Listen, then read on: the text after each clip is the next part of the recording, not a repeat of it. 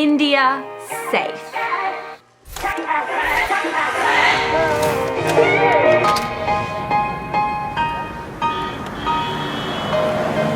Hey guys, welcome back to our channel. I'm Ed. And I'm Sally. We make travel content here on YouTube every single week, so make sure you subscribe to become a part of the travel tribe. Hashtag travel tribe, hashtag travel tribe, making it a thing.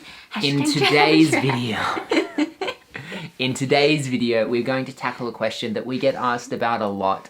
Is India safe? We're going to be breaking down today's video into 4 main categories. First off, we're going to be talking about food and health safety. Second off, we're going to be talking about safety of your money.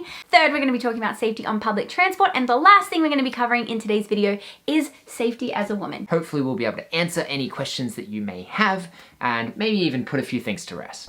And guys, if you do like this content, or if you really just want to make our day, go ahead and just hit that little thumbs up. Give us a like, because it makes us happy, and then you've done a good deed for the day. And it lets us know what kind of content that we should be creating, if you like this kind of thing, if we should do it for more countries. All right guys, let's get into the reason that we all actually came here for, right? Is India safe? First off, starting with food and health safety, I just want to have a quick chat about water. You cannot drink the water in India, so do not. Don't drink it. For any reason. Don't do it. Ever. Never. Drink the water in India. From the tap. From the tap. Don't drink it from the tap. Of course you can drink fresh bottled water, yeah, as long as it is fresh. Don't dehydrate yourself. We don't mean don't drink the water. Don't no. go to India and not drink water. That's bad advice. Don't do that. Just don't drink water from the tap. Just okay? dehydrate yourself and you'll be fine. End up in hospital, all good. Don't no do that. worries. That's not good advice. Seriously guys, do not drink the tap water in India. It is not safe for drinking. Try not to brush your teeth with it. Try not to drink it in the shower. Don't do that, get that's it in gross. any orifices. If you are a little bit concerned about the environment as well, maybe going through like too many plastic bottles, you can actually get water purifying tablets. Most of the good ones do take 24 hours to actually purify the water and make it clean and kind of okay to drink. But if you are worried about that, you can do that as well. So if you do want to save the environment just a little bit. Otherwise you do end up like, you think about how much water you drink each day. You just end up with a pile of plastic bottles, and turtles and whales don't like that shiz. The ocean doesn't like it. Absolutely right. Do it for the whales. All right, so now you know not to drink the water, and seriously, don't drink the water. We're going to talk about food, because food is important, and it is a big part of traveling to a new country. Obviously, we all want to go to a new country. We want to try new foods. We want to experience all of the local cuisines and all of that a country has to offer. And India has some of the best food we have eaten whilst traveling. So how do you know when you go to a street food vendor or when you're going to a restaurant if the food is going to be good or if it's going to make you sick? What are some things you can look out for so you can kind of try and avoid getting food poisoning? Because Delhi belly is a real thing. And we both got sick. Look, to be honest, we did. We both got sick. Yep. At different times. Yeah. Weirdly. And are you going to get sick if you travel to India? Probably. It happens. It happens to everyone. But there are a few things that you can do to minimize the risk or minimize the chances of you getting sick when you're eating food in India. These are some of the things that we do when we are looking for places to eat. So first of all, we look for places that are really busy, because if a place is busy, especially with like local people, that place is usually pretty clean. Like, people don't really eat in places that make them sick, if you know what I mean. People are not going to queue up to eat at a place that makes them sick. The second thing that we always do when we are going to a street food vendor is if it's food that has been sitting out, sometimes you get samosas that they keep them sitting out, they're not necessarily cooked like fresh, is we get them to just put them back in the oil. Heat that up. If they fry it in the hot oil, then it kills all the bacteria. So try to go for places where they either cook the food there right in front of you or where they can heat it up for you. Because you know what? All the bacteria is going to die in that hot, oily thing, pot, fry pan, I don't know, whatever that's called. And the third thing that we did in India is we actually didn't eat any meat. Now, I don't eat meat ever. I'm a vegetarian. So I didn't eat any meat when I was in India, and this was a tip that I'd actually heard by a number of people. I'd read it online, so that if you just go vegetarian while you're in India, you actually minimize the chance of you being sick considerably. So, if you just want to avoid getting food poisoning, try not to eat meat. But in saying that, we met loads of people who still ate chicken and all that. Just know that if you are going to eat chicken, that you might get sick. Basically. Basically. So, Sally and Ed's 3 tips for not getting sick in India. Do not drink the water, Yeah. watch your food being cooked, and be a vegetarian. Yeah. And if you do that, guys, you probably still will get sick. But you won't get as badly sick. And it's not to say that like India is the only country where you're gonna get sick. Like we have traveled to so many different countries in the world, and every time we travel, we get sick somewhere. I think when people think of traveling to India, they worry about getting sick, but you know, the reality is you could get sick from food in your local supermarket. I feel like India totally gets a bad rep though. Like compared to all the other countries It we've does. been to, I feel like India gets the worst rep for like making people sick. And it's just not true. We were there for 8 weeks. We each got sick once. Yeah. And I don't think either of it was from the food. So, No. you know, you're just as likely, basically what I'm saying is you're just as likely to get sick in countries like Thailand, Laos, Australia, the UK. Jesus, you could eat some things in Australia that would make you sick. So, you know, I'm just saying. Alrighty guys, now we know how to keep safe whilst eating and drinking in India. Next we're gonna move up to money. Looking after your money in any country is super important. Obviously, when you are out on the streets, you're not flashing your wallet around or big bundles of cash. Because... Don't do that anywhere. Just don't be an Exactly. obnoxious Don't- dick. Here's my money. Don't do that. Don't do that. We don't endorse that behavior. No, do at not all. do that. Look, I don't typically wear a money belt, Never. but if that's, Never worn one. if that's gonna make you feel better, wear a money belt. I almost feel like though if you're wearing a money belt, it almost makes you like more of a It target, screams, right? "Rob me." I have so much cash that I have to hide it. Whereas if you just like, I don't know, have a wallet like a Yeah. normal person, not that you're less likely to be robbed, but like you're less likely to be robbed. Now, at any point, did you feel like we were going to have our stuff stolen in India? No, I No, think I didn't either. yeah, I never like I was a bit paranoid because you know you do hear a lot of things like you were saying earlier. India does really get such a bad rap from their CNN and the BBC and all these big news channels, but when I was there, I wouldn't say that I felt like anyone was going to steal my stuff. No, at no point. And nothing got stolen from us. But to be fair, we're pretty careful. So Yeah. we always make sure that we're not like flashing our phones, because I think that just kind of opens you up to theft. Really, like if you're going to flash around your expensive wallet and your expensive iPhone and your Apple Watch and all that business, then you're kind of just asking for people to come and pickpocket you. There was another couple traveling in India at the same time that we were. Their name was King, and you should check out their channel because they're amazing. They were traveling in a tuk-tuk and they had an Indian friend with them in the tuk-tuk, and he was on his phone kind of in like, I'm sorry, I keep saying tuk-tuk and I know it's an auto rickshaw, so I'm really sorry that I keep calling it a tuk-tuk. I know it's an auto rickshaw and I know somebody's gonna tell me, I'm sorry, I know.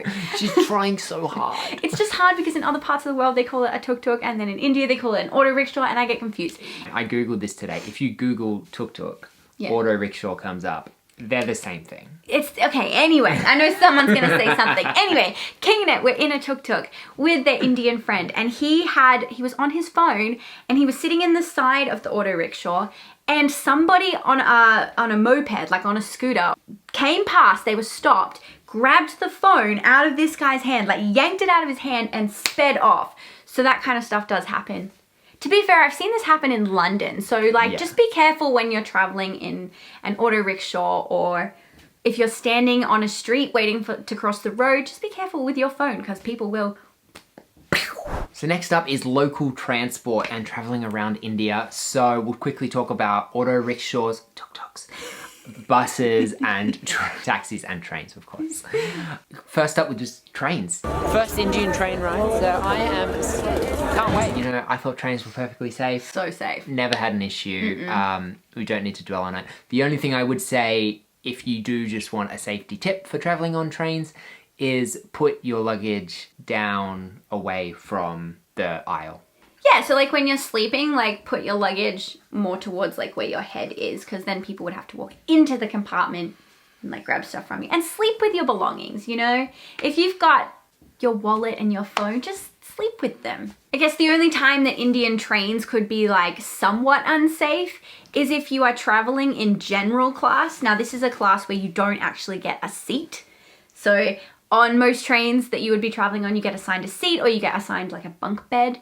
But if you are traveling in general class, you are not actually assigned any seat, and it's basically just a free-for-all, and you just sit wherever you can find space, which basically means that if you're on a really busy train and there are hundreds of people pushing to get in to the train and pushing to be in this one small, tiny little confined space, that could be a little bit dangerous, but only because of like crushing. Yeah. Like I'd be concerned about being like crushed or trampled or something like that. Yeah. But they seem to make it work, and I feel like not that many people actually get crushed.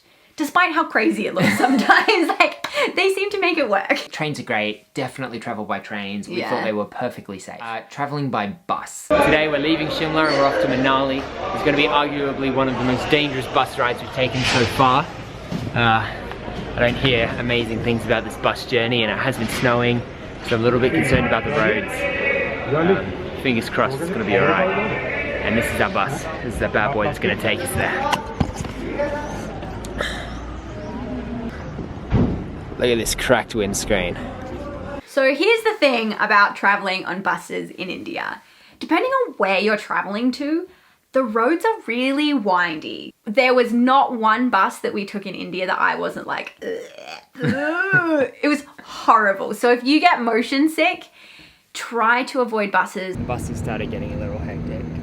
We're just going through some mountains heading into Chattinga, and it's so windy. This driver is just flying through here, and it feels a little unsafe. But you know, I'm sure he's obviously done this route before and is fairly competent. So we'll see what happens. But it is so windy, and Sally's not feeling too great. I'm starting not to feel too great. Sally got motion sick, but she gets motion sick, so I get motion sick sometimes though on like kiddie rides at Disneyland. So like it's like, can you imagine her on the teacups? No, don't stop it. Thinking about that the makes me sick. Dumbo ride that goes up and down. So, let's talk about the roads for a second. Like we've mentioned, India's got 1 billion people, over 1 billion people. It's really busy. There are lots of people on the roads. There are lots of people fighting to get in and out of the traffic. Yeah. And so it doesn't really matter if you're on a bus, a train, a car, a rickshaw, auto rickshaw, whatever. The roads are busy and the roads can be a little bit hectic. In terms of like the road condition though, like I guess it wasn't that it was necessarily unsafe, but I think I did feel a little bit uneasy knowing that there had been so many landslides in the previous years. That did make me feel like just a little bit uncomfortable, like not to the point that I wouldn't go on the road and not to the point that I wouldn't recommend you take that road, but just to be aware that if you are traveling in the north of India, especially up in the Himachal Pradesh, in the Himachal Pradesh, that it is an area that is prone to landslides, and the roads are very, very windy, and there are parts of the road where it does feel a bit scary because there's no barriers and it's a big sheer drop. Actually, that reminds me, so guys, you can tell me, I don't know how normal this is, and Yeah. I'm wondering if it was a bit of a scam. On the bus, on the way back from Manali to Shimla, something weird happened, and I'll be honest, it did make me feel a little bit unsafe, or a little bit uneasy. I didn't feel like physically unsafe, like something was going to happen, but it did just sort of make me wonder about my safety, I guess. Yeah. And so this is for me as a man. We were on the bus on the way back to Shimla, and a local guy turned around and tried to sell me some marijuana. Which we politely declined because don't take drugs in other countries, guys. You don't want to go to Indian prison. And about 20 minutes later, the bus pulled over and was stopped by the police. By military police, though, not just like regular police. Yeah. They were like the military. Big guys with guns. Big guns! And they got on the bus, and I'm not sure why, but they targeted me on the bus. Like no one else did they. You know, They didn't even look at anyone else. They came on the bus and were straight to you. And it was like, this guy, show us your bag. Yeah, and they insisted that I take every single thing out of my bag. And Sally was like, do you want to look in my bag? Yeah, I was trying to show them inside my bag. And the guy was like, no. This guy's bag. We want to check this guy's bag. And I don't know, call me paranoid, but it just seemed a little bit too coincidental that this guy would try and sell me drugs, and 15 minutes later, the military police get on the bus and only look at me. They didn't look in anyone else's bag. This is no exaggeration. He got on the bus. Yeah. He walked right up to me. and insisted to go through my entire bag. He didn't even look at anyone else. No. And then not only were they like in your bag, but they like made you stand up, and then they were feeling all around you like really aggressively. Like even I was feeling uncomfortable and they weren't touching me. Yeah, and so it did just sort of make me wonder whether this was some sort of scam that they have, or, you know, like, because drugs is a pretty serious thing. And in India, yeah. In India, and like, you know, like growing up in Australia, we hear stories about people getting caught with drugs in Bali. And dying. You know, and people die. They get shot. For me, it was, I would say, that was probably the scariest thing for me in India. Yeah. Well, the scary part was when he turned around and offered us drugs. It was right when we'd arrived at like a rest stop. So we got off the bus, and right as we were getting off the bus, we were like, oh, should we take our bags? Because you know, sometimes it's annoying when you just go to a bathroom to take off your bags. And then we were like, yeah, the laptops are in the bags. We better take the bags with us. But imagine if we hadn't taken our bags. And then it's so easy for someone to put something in your bag. And it kind of seemed like a well-oiled machine where like this guy would be like, hey, do you want some drugs? And then you say yes, because you're in India, and he offers you hash, and you're like, Indian hash, why not? And then the military come on, and I guess like, you know, then am I paying them, or how much trouble am I in? Yeah. Like, and that kind of a situation can arise. It almost felt like, you know, they were working together, and that perhaps if there was drugs in Ed's bag, that you would have had to have paid these military police, and then maybe they would have split the profits. It kind of seemed like it was too well oiled. Yeah, it seemed like a little bit, the timing of it all just seemed a little bit too coincidental for me. Hey, you know what? I could just be paranoid and maybe we are. Maybe we are literally being like crazy paranoid. But you know, like this is an experience that happened to me, and it did just seem, to me at least, a little bit too coincidental. So my tip for you would be, do not leave your things on the bus. If you're at a rest stop, don't do that. If you're at a rest stop, or the bus stops for a toilet break, or at a restaurant or whatever, take your things off. You do not leave them, because that leaves you open to people putting things in your bag. It leaves you open to theft. It is just safer if you just keep your belongings with you. And whilst this really isn't likely to happen, that you leave your bag on a bus and somebody plants drugs in your bag, you know, it could. It could happen. And ain't nobody want to go to prison, you know? Especially for drugs that aren't yours. Yeah, exactly. That's what I mean. Exactly. Like, you know what? Especially for drugs that are not mine. Right. So now that we've covered buses and trains, let's talk about auto rickshaws or tuk-tuks. Tuk-tuks. As you may know them. Whatever you want to call them, let's talk about getting in an auto rickshaw. So obviously when you're driving around the cities in Delhi and Mumbai and Varanasi, you know, these auto rickshaws are everywhere, and they are so much fun. Literally the best way to get around a city, they're honestly. So much fun. We definitely recommend you getting in them. They're not unsafe. They're not really. They're not unsafe. And I think this probably ties back into money. You just gotta haggle. Don't accept the first price they give you. If they say it's 200 rupees, it's probably 20. Yeah. You know, or 50. But at the same time, you know what? Haggle, have a bit of fun, and just accept that you're probably going to pay more than a local person would. When you are haggling with prices for tuk-tuks, beware of this. It's a scam. I'm going to call it a scam. I think it's a scam. Sometimes tuk-tuks will offer you a price that is really, really, really cheap. And you know what? It sounds too good to be true, because it is. On 2 separate occasions, we got into auto rickshaws, and they took us to a map store, or like a information tourist center. Tourist information right? center. And they drop you there, and they're like, oh yeah, just go in there and you can talk to them about tours, and you can get a free map, which is, we had Google Maps on our phone, and we had the internet the whole time we were in India, so we were like, we don't need a map. Basically, we think they're in cahoots. Cahoots? Cahoots. Yeah, use I like that word. Basically, the auto rickshaw drivers and the tourist information center are usually in some sort of cahoots or relationship, and they encourage you to go in, and then they hit you with like hard sale tactics. Yeah. I guess the tip off looking back for us would have been that both of the drivers who pulled up were insisting that the area we were in was unsafe. Yeah, that's so true. So they pulled up. This guy comes up and he's like, guys, you should not be walking around here. It's really unsafe. And he was so like sincere, and he had this like sense of urgency. Like, we had to get in the tuk-tuk. He's like, where do you want to go? I'll take you there, 20 rupees. And we were like, oh, like this guy's telling us it's unsafe. And he's like really like insisting with Yeah. conviction that this area is unsafe. It was so believable. And so we got in, and then obviously he dropped us like 15 minutes from where we needed to be. We were like, this isn't where we want to go. And he's like, go in and get a free map so you don't get lost and you don't end up in the dodgy areas again. And we were like, this is a scam. Yeah. So basically how it works, if you do go inside the map store, the tourist information center, anything that you purchase, any tours that you purchase or anything like that, they basically, the tuk-tuk auto rickshaw driver, he gets a percentage. That's kind of how it works. So that's how I think it works anyway. Was it terribly inconvenient that we were dropped in the wrong spot? Absolutely. Yes. But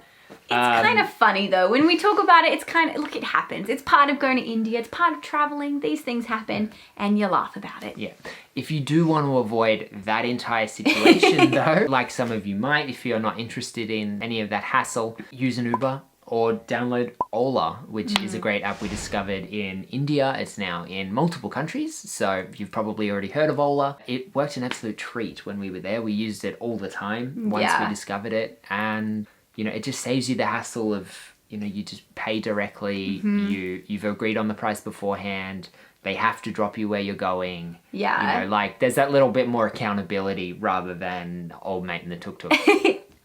Auto rickshaw. So, you know, that is just another option. Yeah, totally. And it's also just like a little bit of peace of mind, especially if you're like traveling by yourself. Maybe you're traveling at night and you just want to know that like you're going to be dropped at the place you want to go to. Jump in an Ola. Not that expensive and it's just hassle free. But if you want to have a bit of fun, get in a tuk-tuk. Auto rickshaw. Auto rickshaw. It's a tuk-tuk. It'll always be a tuk-tuk to me because I've spent so much time in Southeast Asia. It doesn't feel normal in my body to call it an auto rickshaw. Well, and an auto rickshaw is auto rickshaw. That's 4 syllables. So many syllables. Tuk-tuk is 2 syllables. It's too many. So I guess, would we say that transport in India is unsafe? Definitely not. Were there a few times when we felt a little bit unsafe traveling by bus? Yes. At no point did we have any bad experiences in taxis, auto rickshaws, or on trains. So, you know, 3 out of 4, that's pretty good. Pretty good. I would say local transport in India is pretty safe. So finally, we are going to be covering probably one of the most controversial of all the 4 topics we have talked about today, and that is safety as a woman. Now, this is a question that we got asked so much. And I mean like so much in the comment section from our friends, from our family, to just like pretty much everyone has asked us, did I feel safe as a woman traveling in India? It's a 2-part answer. Did I feel safe? Yes. Did I feel unsafe? Yes. We're just gonna go into a little bit more detail and kind of explain what I mean by being safe and unsafe, because that's such a yes and no kind of thing. Yeah. First of all, let's touch on the differences between curiosity and actual harassment. When we're in India, there are a lot of curious people.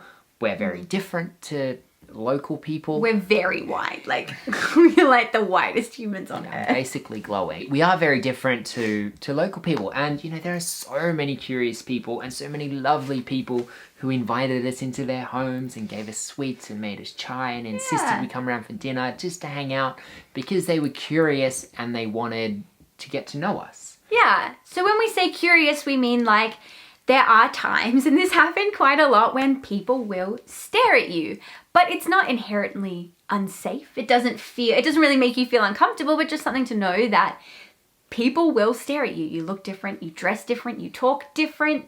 Everything about you is different, and that is interesting to them. There is a point though when that curiosity does kind of cross over into harassment just a little bit.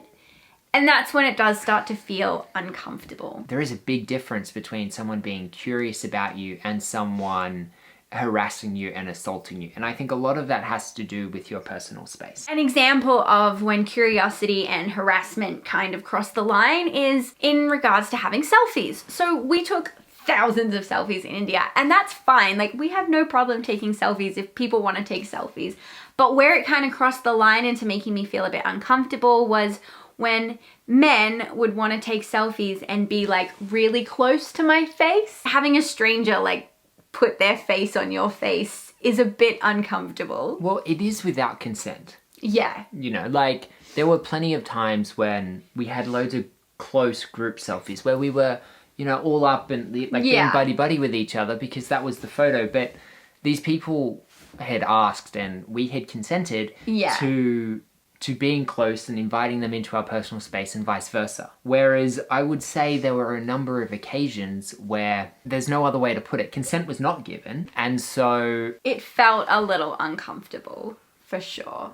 I just do want to touch on this one incident that did happen. At this time we were in Jaipur, which was the second place that we had traveled to in India, and we were with a group of friends and we each went out separately in our own little groups, and on 4 separate occasions each of us was sexually assaulted. Now there was 4 different women who got sexually harassed or sexually assaulted on the same night in Jaipur, and I understand that this is a completely isolated incident. This doesn't happen very often, but it is something that I want to address because it did happen, and it did happen to all 4 of us. Basically, I was walking down the street and a young boy came up and he just like grabbed my boob, like really like copped a feel. And it's funny because I was wearing sweatpants and I was wearing this like big baggy jumper. We'd had a really long travel day to get to Jaipur, so I was not dressed in a provocative manner at all. This guy, he came up and he grabbed my boob like this, and then by the time I realized, I sort of like stopped and I was like, oh my god, that guy just grabbed my boob, and I said it to Ed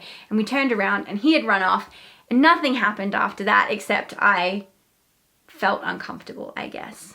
Well, you feel unsafe, and I think that the worrying thing about this particular incident was this was a teenage boy. That's the thing that I find uncomfortable about it is obviously your personal safety, but then also this is a teenage boy. He obviously knew it was wrong because he legged it down the street, but he did it anyway. And that is worrying. All the other girls in my group, very similar things happened to them where they either had their bums grabbed or they had their boobs grabbed, or somebody just kind of touched them in a way that made them feel uncomfortable. But this was kind of a strange incident. At the time we were on a tour, and the tour leader, she had extensively traveled India for months doing tours, and she had never ever experienced this with any other girls on the trip or any other women that were on the trip. So I feel like this was just like an isolated incident. I do know that it happens in India, but I don't want to put you off, and I don't want to tell you this and you think like, oh, if I go to India, I am going to get sexually assaulted, because this, although it happens, it doesn't happen that often, Yeah, and I think it definitely should be treated much like it's treated in any other country. We did have the opportunity to speak to a number of locals about it, and each of them said that the best thing you can do is you have to report it to the police. And make a scene. There and then make a scene to make the person who did that to you feel really uncomfortable. Because if you start screaming like, did you touch me? Like, did you just grab my boobs? You're going to make that person feel uncomfortable.